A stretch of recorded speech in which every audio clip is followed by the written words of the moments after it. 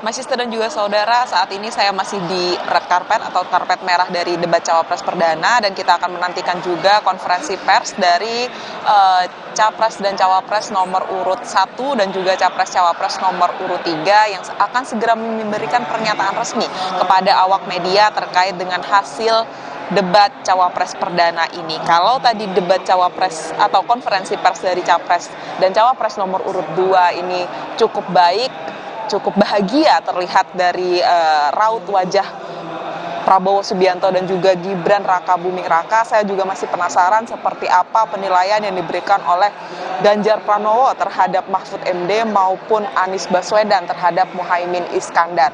Di belakang saya tadi saya melihat ada beberapa pendukung dari Ganjar Pranowo dan juga Mahfud MD menggunakan baju adat, begitu sudah meninggalkan venue debat Cawapres.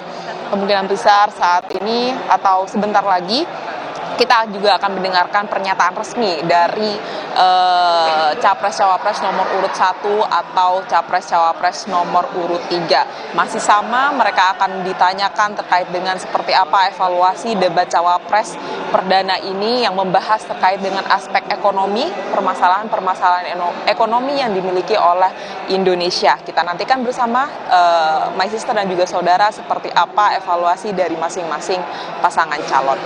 My Sister. Baik, terima kasih Alpat.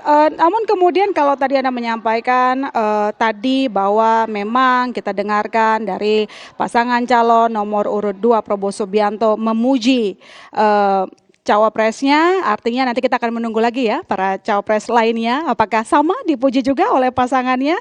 Namun tadi kita memang sudah sama-sama mendengarkan paparan, visi, dan gagasan dari para cawapres. Lalu kemudian sekarang kita akan mendalami, mengelaborasi bersama dengan tim ses dan juga ada panelis. Saya akan menyapa langsung ada Ismail Bahtiar, Timnas Anies Mohaimin.